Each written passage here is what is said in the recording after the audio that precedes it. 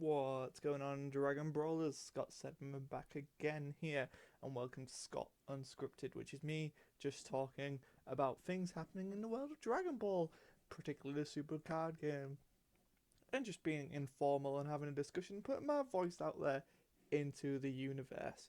So, Battle Hour has just concluded for the Super Card game, and I wanted to give my quick review, give some thoughts, give some areas where I think they can improve for next time. But overall, really cool, really fun experience. Let's start with the positives here. Production value was amazing. Absolutely loved the visuals. It was fantastically designed, like all of the little animations, all of like the cool like transitions like between when taking damage or evolving or like I remember in the Gogeta match they had Goku and Vegeta and then X evolve into Goku Blue. That was awesome. Cell Xena getting a lot of representation. So obviously Cell Xena had nice animation and just really cool stuff like that. I never thought we'd see it in Dragon Ball Super Card game, let alone on on the stage like that it was kind of a powerful moment to see. And obviously I have to represent my boys Azim, Melvin, Aspira, Brian, all of you guys, man. Well, George as well. I mean, I'll use his real name. That might help. But yeah, all of those guys did a great job commentating. Shout out to the MC. Shout out to the players. Fantastic job. Hayden, obviously being the people's champ. Respect to you, bro. Love Eggman. Go and subscribe to everyone who has a channel. You know what? You guys are already probably subscribed to them. And subscribe to us as well, right? But yeah, so production value in terms of visuals was 10 out of 10. Could not fault it. I hope for whenever we end up with a Dragon Ball Super Card Game Worlds in person, we have a similar quality. It was actually absolutely stunning. I couldn't have fault them in terms of the visuals. I also want to highlight how important that tutorial was that got aired. It covered so much, and it's the perfect thing this card game needed to get new players in. The game has come so far from set one was when we first had that tutorial. Yes, there's the app, but it's so basic. It like they introduced the starter deck early into it, but we've had so many different mechanics since then. We've got multicolor cards. We've had Arrival, Aegis, or Overlord, all that kind of good stuff. Servant, so much like different mechanics and stuff. So to really encompass that in a new tutorial explaining Unison's effects and all that, and that didn't just happen in the tutorial throughout the matches when something complicated happened, which we guys understand the interaction because we've played the game for so long, but it explained that, it broke it down, like the Gotenks play, what that meant, the counter plays of the freezers. It was absolutely fantastic. I honestly, it was a grade A production, like phenomenal throughout. Um, so absolutely great. I also want to shout out to the players for playing really well. It was fun. It was great to see some of those matchups. It seems like they were giving a mandate. There was no set 12 featured, so not not. I'm sure the details will come out about what was said and what they had to play with. But it seems like it was a set 11 meta with the obviously the Cell Xena, the Gogeta, like that kind of stuff. But that's still cool. It's still fun to live in that nostalgia period. Um, this couldn't have been easy with COVID. Like all of the pieces coming together must have been difficult. So really good job, and I want to congratulate Brian Samuels for winning. Huge shout out to him. But again, a huge shout out to all those players taking their time to play for us and our entertainment. It's very nice. It's very cool, and I'm sure they've all really enjoyed that experience. Maybe I can grab Diego and Hayden and talk to them about it, because that's that we talk. Um, but now I've got some feedback. Okay. Um, so everyone knows me. I'm the positive guy. I'm the guy who's overly positive. But there were some things that need addressing for when this happens again, because this should definitely happen again. It was absolutely phenomenal. I was in the app. I was watching. I was doing my Kamehamehas as Boo. up towards the screen and dancing with people. And in that chat, there was so many people that I didn't even know this existed. Oh, I kind of want to try this out. All like loads of new people popping up in the chat, and I think it was the same for YouTube. Someone in the group chat was saying it's the same in YouTube. But even if people were being quiet about it, I saw numbers up to 6,000. So that's 6,000 people. I've got to assume some of those are people who have never known or seen the card game and thought, oh, that's interesting, because everyone watching the stream was there for Dragon Ball.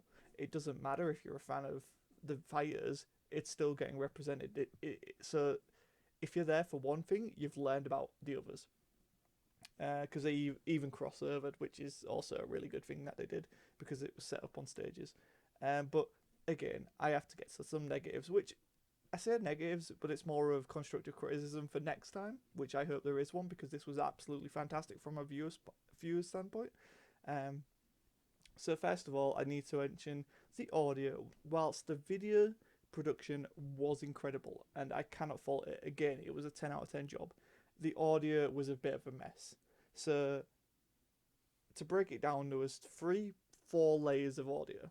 We had the players' audio, we had background music, we had commentators, and then we had special effects.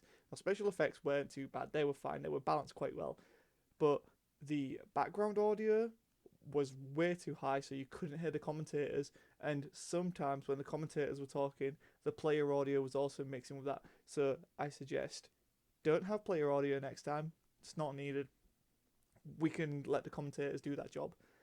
We can also lower that background music. Now, I don't know if it was a overall stream music being played and that's why it happened. Maybe there was no background music when they were putting it together, or I don't know what happened there. So maybe it was just a bit too loud. It did seem to be better in the finals though. So I'm not sure if it was a fix on the stream where it was just a bit too loud in mix. I don't know. I'm not there to look at the tech side of things and help them. I wish I could. I wish I could have been there. It seemed like it was great. So yeah, like just fix the audio and we're there, right? Because as much as I loved seeing my friends up there commentating, it was tough to hear them at times, and that sucks because they do know a lot about the game. They're there for a reason, and their insight is valuable. Thankfully, a lot of the visuals very much helped like cover what's going on. So like it wasn't like, oh, we can't hear commentary, it's the end of the world. Like thankfully the visuals were that good, it lifted the production up. But next time, please think about the mix, think about what you want to hear. It because you heard from the players afterwards, you had the pre-match, post-match discussions, so it's not as if they didn't get time to shine. I think it was a weird choice. Like they made that choice. I guess it might have sounded better on paper than in theory, because when you have that much going on, it's too much. It's too much, and it just didn't work as an audio piece. So that's one thing. I also want to throw out to the interstitials, like the between segments. I think they should have had testimonials, I think is the best word for it. So not to toot my own horn, but players like myself, UniXDBS, like pro players, like super players. You got Joey Palladino. You got all those types of people. You've even got the commentators who are there, and we should have just been able to be like, hey guys, this is why I love the Dragon Ball Super card game.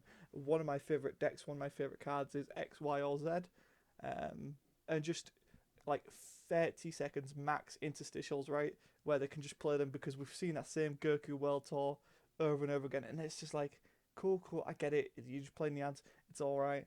Like, I don't mind seeing it once or twice, but like it's like that's the only thing they had to play in the break between stuff. And so I think getting people from the community who play that game, Evan should have definitely been on there and been like, guys, I love Goku. Like that wasn't me trying to take the piss. Go and check out Snake Way with Evan. We have a really good laugh. But yeah, he is the Goku guy. People know him. Evan U7, it's a thing. So having someone like him just pop up for 30 seconds and be like, I absolutely love this game, this community's great, we're really passionate about Dragon Ball, but we're also passionate about the game. And that's all it needs. That's all it needs. It's just, it makes it more relatable product. Now, maybe it was a quick turnaround, maybe it was like, maybe they thought things would be longer than they were.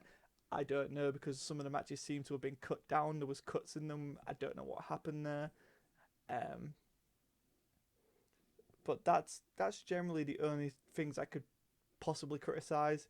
And I think it's, again, it is more like it's feedback for the next time. It's not necessarily a bad thing. Like, it was fine. Like, I've not seen something like this done before, where you have a virtual arena. You also have like three, four, five different stages. I think, no. So you had the Shenron stage. You had the giant ape, great ape stage. You had the diorama, which was really cool, by the way, and you had the mosaic, which was also really cool, like to see.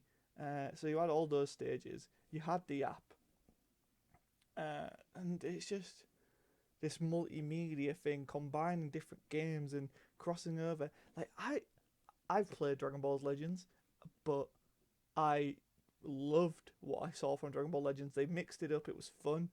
Um, like, turning your phone upside down to battle. That's crazy. That was awesome to see. And then they had a really good Q&A session with Toshiro.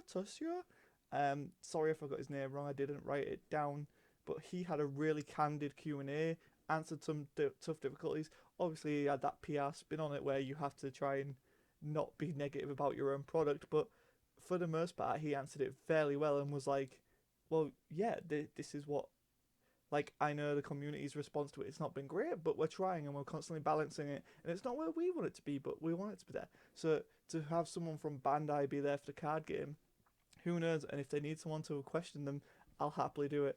I'll happily grill you know who. Make it happen. Um, but yeah, other than that, a great thing, and I love this. This was beautiful.